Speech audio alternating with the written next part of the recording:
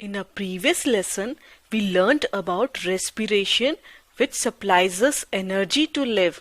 We also learned why we need oxygen for respiration.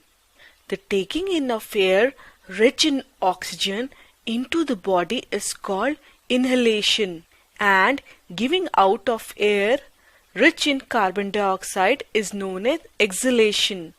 So, breathing comprises of inhaling and exhaling of gases. We cannot live without breathing. Breathing continues throughout the life of an organism continuously. Let us see some of the organs involved in breathing. When we take in air, it passes through our nostrils into the nasal cavity.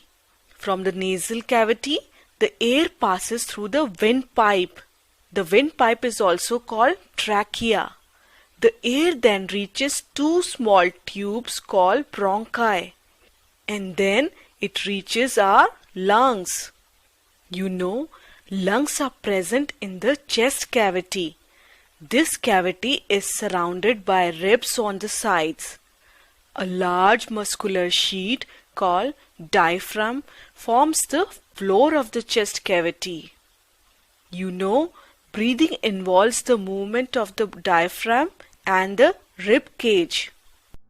Let us understand the process of breathing through a simple experiment. We take a white transparent plastic bottle. Then we remove its bottom. Take a rubber cork. We also take a Y-shaped glass or plastic tube and two deflated balloons.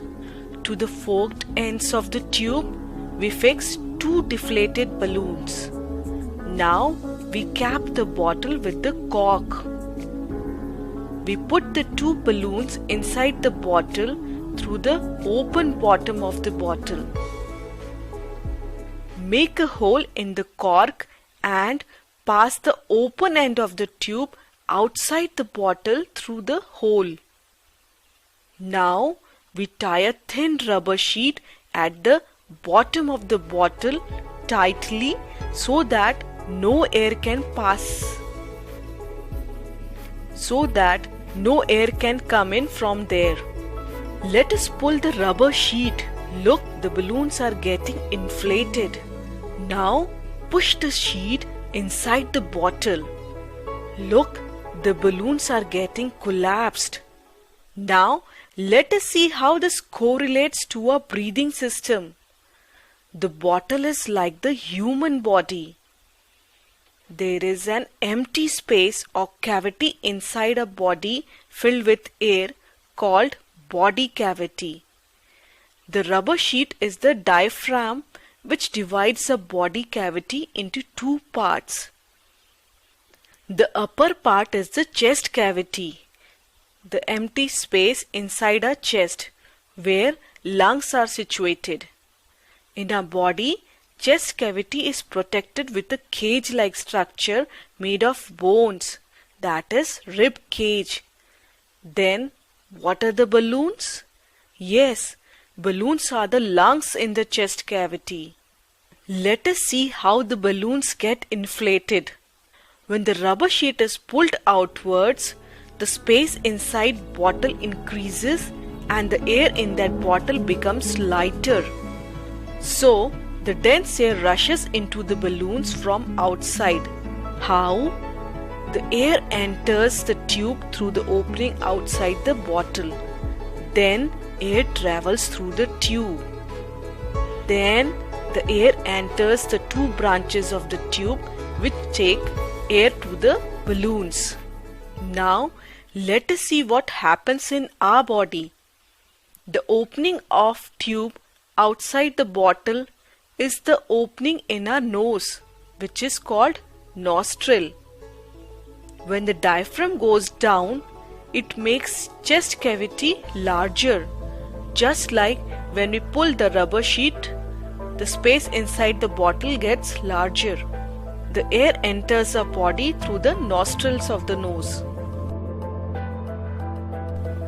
Then the air travels through a pipe called windpipe or trachea.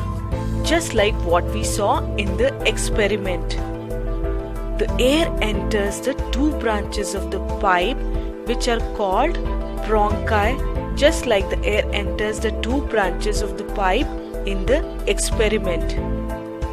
Then finally air goes to the lungs and the lungs get inflated. Similarly, when we push the sheet or when the diaphragm moves up, the air in the cavity becomes denser.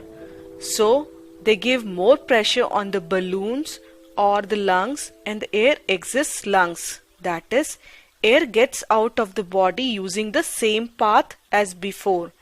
That is, from the lungs to the bronchi, then the windpipe, then the nasal cavity, then the nostrils, and finally out of the body. To reiterate, the taking in of air rich in oxygen into the body is called inhalation. During inhalation, the ribs move up and outwards.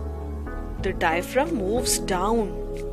The chest cavity becomes larger and the air rushes into the lungs, inflating the lungs. Similarly, giving out of air rich in carbon dioxide is known as exhalation. During exhalation, the rib moves downwards and inwards. The diaphragm moves up. The chest cavity is reduced and the air rushes out of the lungs, making the lungs smaller. You know, one inhalation plus one exhalation is equal to one breathe. The number of times a person breathes in a minute is termed as the breathing rate. In rest, a person breathes 16 to 18 times every minute, and breathing increases during fast running or heavy exercise, say up to 25 times per minute. Now, what happens to the oxygen taken in during breathing? Our lungs are full of blood vessels. The oxygen enters the blood vessels and the blood vessels carry it to the cells. In the cells, the oxygen is used for breaking down food into simple particles. Carbon dioxide, water, and energy is produced. This is called respiration. The blood also carries the waste product, carbon dioxide, produced during respiration from the cells to the lungs. From the lungs, the waste gas, that is carbon dioxide, is exhaled out of the nostrils.